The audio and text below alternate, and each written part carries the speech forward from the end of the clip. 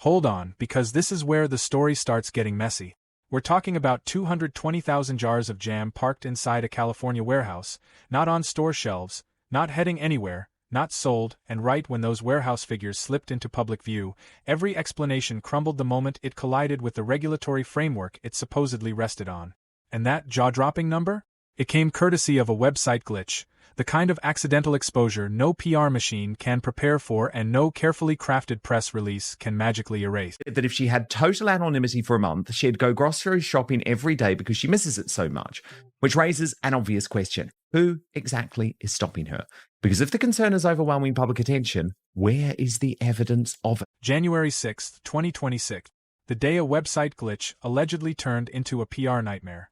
Reddit users discovered that the As Ever website contained a bug that exposed the real inventory totals when shoppers added unlimited quantities to their cart. Not the polished marketing numbers, not the carefully staged launch day drop figures.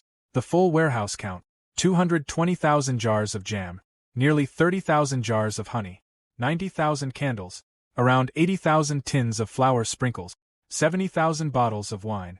An estimated retail value of roughly $21.8 million sitting unsold in a warehouse. Now, to be fair, every brand keeps inventory in storage. But that's not the part raising eyebrows. Companies manufacture at scale and release products in batches. That's normal retail business. The real story is what unfolded during the 8 weeks that followed, when the explanation for why that mountain of inventory existed appeared to clash directly with the brand's own spokesperson. That 8-week gap is exactly what we're unpacking tonight. 5 key developments. 1 timeline. The documents are public. The statements are on the record. The regulatory framework comes straight from government sources. And once you see how the pieces line up, it's incredibly hard to look at the story the same way again. And you'll note, Lady C, this claim that all of that product, which literally has expiration dates, was worth keeping stored up because at some point they were going to launch international sales. Well, that still hasn't happened, has it? Now here's where things start getting seriously awkward. When the Reddit glitch exploded across the internet and the reported $21.8 million worth of unsold inventory suddenly became headline material, the response arrived fast. Sources described as having direct knowledge of the business assured People magazine that the numbers were actually a sign of success. Their exact argument was simple. It doesn't take a genius to work out that what is left reflects a company performing exceptionally well. According to those sources, that massive stockpile was obviously connected to the international expansion plans the Duchess had discussed for the brand. And yes, obviously was the word they chose. Not possibly. Not reportedly. Not maybe. Obviously. As in, active expansion plans already in motion, supposedly explaining the scale of production. A confident, straightforward explanation delivered by people claiming direct knowledge of the operation. Then came the twist. 8 weeks later, ITV News reported that Meghan Markle's visit to Australia included private business meetings focused on expanding As Ever internationally. As the story gained momentum, reporters started asking direct, on-the-record questions instead of relying on anonymous sourcing. That's when the As Ever spokesperson issued a very different statement. This is speculation. No decisions have been made about when or where international expansion might take place. Entering new markets is a considered process. Read that again. 8 weeks earlier, obviously part of active international expansion plans already underway. 8 weeks later, speculation. No decisions made. Those are not the same message. One describes a strategy already in motion. The other describes an idea still being considered. And here's the word that really stands out. Not obviously, even though that one looks particularly uncomfortable in hindsight. The word is speculation. Companies don't usually call confirmed plans speculation simply because those plans changed. If plans change, they say plans change. There's a before and after. A reason. An explanation. Speculation is usually reserved for something that was never publicly confirmed to begin with. Something that could be comfortably floated through anonymous sources but suddenly becomes much harder to repeat when reporters start asking for specific, attributable answers backed by actual documentation. Each country has its own food regs, and it can't happen. You can't import food, or I should say, you can't export food from one place all over the world, because each place has different rules and regulations. Here's the part that makes people raise an eyebrow. Between January and March, the warehouse didn't magically empty itself. The inventory totals didn't shrink. The regulations didn't suddenly change. The only thing that changed was the amount of attention the explanation was receiving. And the moment that attention demanded a direct, on-the-record answer, the explanation seemed to shift right alongside it. If you're enjoying the deep dives, the timeline breakdowns, the trademark filings, and the details other channels tend to gloss over, make sure you hit that like button. It helps more people find this kind of analysis. But now we get to the part that's genuinely fascinating. Even if the original explanation about international expansion had remained completely consistent, even if the spokesperson had fully backed the People magazine narrative instead of appearing to distance the brand from it, there would still be a major issue sitting underneath the entire argument. And that issue is regulation. Lady Colin Campbell highlighted this point very clearly during her own discussion of the story. While much of the media focused on the warehouse numbers themselves, the regulatory side of the conversation received far less attention. Maybe that's because food import regulations don't generate as many clicks as photos of jam jars. But the point she raised was simple. You can't just manufacture food products in one country and automatically sell them worldwide. Every country has its own rules, standards, certifications, and compliance requirements. And that's where things get complicated. Australia, the country linked to reports of private business meetings involving the Sussexes, operates one of the strictest imported food systems in the world.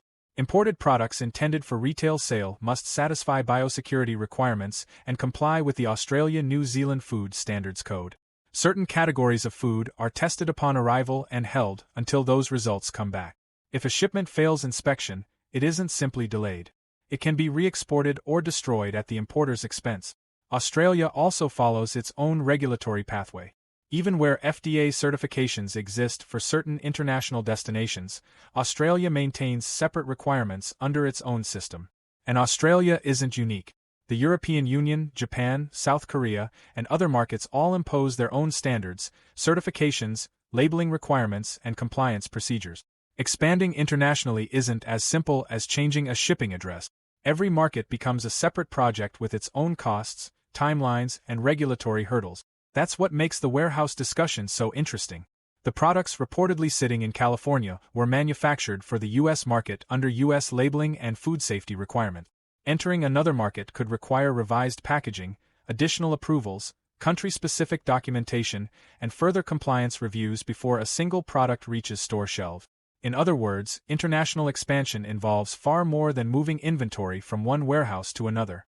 It becomes an entirely separate process in every country, with its own costs, delays, and uncertainties attached to it. You see multiple security escorts walking Meghan Markle to her seat at a Balenciaga show, and it creates a very different impression altogether.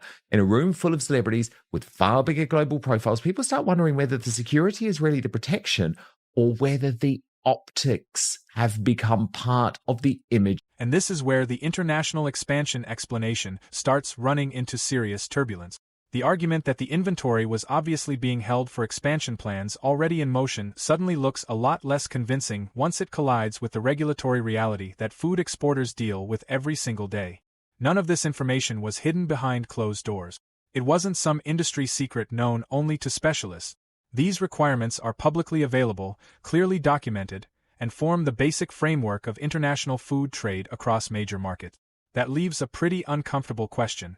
The people responsible for ordering 220,000 jars either understood those regulatory hurdles and moved forward anyway, which raises questions about whether international expansion was ever the true reason for that inventory level, or they didn't fully account for those requirements before committing to a reported $21 million inventory position. Either way, it's a question that continues to attract attention. If you enjoy these deep dive breakdowns, subscribe to Palace Insider and drop your thoughts below. Did you notice the 8-week contradiction when it first surfaced, and what part of this story do you think deserves more scrutiny? But here's where the story becomes far more interesting than a simple PR headache. Let's talk about what was quietly taking shape in Australia. The as-ever trademark applications were filed with the Australian Intellectual Property Office in September 2024 and approved in June 2025. And these weren't limited to food products. The filings covered 12 categories, including skincare, candles, clothing, jewelry, homeware, podcasts, yoga straps, and pet feeding mat. Most importantly, those approvals arrived roughly 18 months before Netflix exited its equity position in March 2026. Think about that timeline for a second. While Netflix was still publicly backing the brand and celebrating its success, the groundwork for a much broader operation was already being established. The trademark strategy existed long before Netflix stepped away. In other words, whatever came after Netflix may have been part of the blueprint long before the public realized it. But here's the key distinction. A trademark and a food certification are not the same thing. Registering the as ever name in Australia protects the brand. It does not automatically authorize the sale of food product. Those are separate legal processes with separate requirements. A company can own a trademark in multiple countries and still be unable to sell a single food item there until local regulatory approvals are secured. And when you look at those 12 trademark categories, things start to look a little different. Skincare, clothing, jewelry, podcasts, yoga straps, pet feeding mats. Those aren't the categories most people associate with a jam and honey business. A condiment brand doesn't necessarily need yoga straps in its trademark portfolio. A jar of strawberry spread doesn't usually require podcast protection. What those filings seem to suggest is something broader than food alone. One possible interpretation is that the food products were simply the public-facing introduction to a much larger lifestyle brand already being planned behind the scenes. Unlike food, many of those other categories don't face the same level of international regulatory complexity. Clothing doesn't need food safety approval. Yoga straps don't require import food certifications. Skincare follows its own pathway. If that's the direction the company was ultimately heading, then the food-related regulatory hurdles become a challenge affecting one category rather than the entire business model. Viewed through that lens, the September 2024 trademark filing becomes much more significant. The jam may have been the product everyone saw, but the trademark categories arguably reveal a much larger commercial footprint taking shape in the background. The celebrity gifting, the lifestyle branding, the Netflix connection, and the limited release launches may have been only one piece of a considerably bigger strategy. And if that's true, then Netflix's March 2026 exit could be interpreted less as a collapse and more as a pivot toward a broader standalone brand. Which brings us directly to Netflix because this timeline creates one of the most talked about contrasts in the entire story. In August 2025, Netflix announced an expanded partnership with the Sussexes. To explain the decision publicly, Netflix Chief Content Officer Bella Bajaria pointed to the success of As Ever products, describing them as consistently selling out in record time. Pause there for a moment. Consistently selling out in record time. That wasn't a rumor. It was a public statement from a senior Netflix executive supporting a major commercial partnership. Then, just 5 months later, the website glitch reportedly exposed inventory figures showing approximately $21.8 million worth of unsold products, including around 220,000 jars of jam. Suddenly, those two narratives found themselves sitting uncomfortably close together. At that point, observers began asking the obvious question. If the products were genuinely selling out at record speed in August, what happened during the following 5 months that caused such a dramatic shift in inventory levels? Because if demand really changed that quickly, it would represent a remarkable commercial reversal and one that would require an explanation of its own. Or here's the alternative explanation that has people talking. The consistently selling out narrative may have applied only to the carefully controlled limited drop. The small launch batches released in quantities designed to disappear quickly, generate headlines, and create the appearance of overwhelming demand, while the much larger manufacturing runs sat quietly in storage. If that's the case, then the public statement used to support a major commercial partnership may have reflected only a small slice of the inventory picture rather than the entire warehouse position that reportedly existed behind the scenes. Then came March 2026. Netflix exited its equity position, reportedly distributed its share of inventory internally to employees, and stepped away from the partnership altogether. Meanwhile, the brand described itself as standing on its own 2 feet. The challenge, according to critics of the strategy, is that those feet are allegedly standing next to a warehouse containing millions of dollars worth of inventory, with shelf life clocks continuing to tick regardless of future expansion plans. But now the conversation gets even more interesting because this is where the financial dimension enters the picture. Radar Online reported, citing insider sources, that Prince Harry was privately concerned about the growing costs associated with turning As Ever into a global brand. According to the report, Meghan Markle remained fully committed to international growth while Harry was increasingly worried about the mounting expenses attached to that ambition. And when you break down those potential costs, it's easy to understand why observers keep bringing them up. International food expansion isn't just about shipping products overseas. Every new market comes with certification requirements, compliance reviews, labeling updates, distribution partnerships, legal processes, and regulatory approvals. Australia alone has its own procedures. Other regions require separate documentation, separate reviews, and separate investments. Then there's warehousing. Every month inventory remains unsold, storage costs continue accumulating, while the available selling window grows smaller. That's where the pressure point emerges. As products age, businesses typically face two options. They can discount inventory to accelerate sales, or they can eventually remove it from circulation. For a luxury lifestyle brand built around exclusivity and premium positioning, aggressive discounting creates its own challenges because it can undermine the image the brand spent years building. Disposal, meanwhile, is hardly the outcome any company wants after producing hundreds of thousands of units. According to the reports being discussed, Prince Harry is paying close attention to those financial realities. The argument being made is that there may be a significant difference between the revenue currently generated by the business and the upfront investment required to achieve large-scale international expansion. If true, that would help explain why financial concerns have become part of the broader conversation surrounding the brand's future direction. But then the discussion takes an even wider turn, because this is where Lady Colin Campbell's observations enter the story. Supporters of her analysis argue that the warehouse controversy doesn't exist in isolation. Instead, they see it as part of a pattern she claims to have identified years earlier while researching her 2020 book on the Sussexes. According to Lady Colin Campbell, she noticed examples of image management and status signaling long before Meghan Markle became one of the world's most recognizable public figures.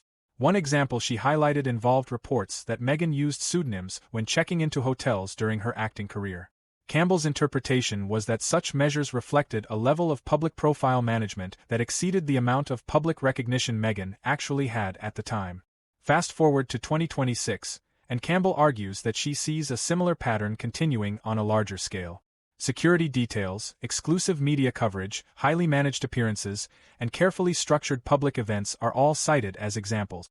Critics point to occasions where audience turnout appeared smaller than expected, while supporters argue those appearances still generated substantial public interest. Either way, the contrast continues to fuel debate. Campbell's broader argument is that the same theme appears repeatedly across different periods. Before widespread fame, she says the symbol was the pseudonym. Today, she argues, the symbol is the extensive public relations and security apparatus that often accompanies major appearances. Different era, different scale, but in her view, the same underlying objective: projecting significance before the surrounding circumstances independently establish it. According to that interpretation, it's the same strategy playing out in a different environment and on a much bigger stage. The grocery store outings reportedly missed so much become part of the narrative, even as some international appearances generate audience sizes that critics argue don't always match the level of attention being projected. Supporters see a globally recognized public figure managing intense interest. Critics see a gap between perception and measurable public engagement. The comparison often raised is difficult to ignore. Prince Harry visited Ukraine without the level of security spectacle that frequently accompanies Meghan Markle's appearances. Catherine, Princess of Wales, has been photographed shopping without major incidents or exclusive magazine features documenting the experience.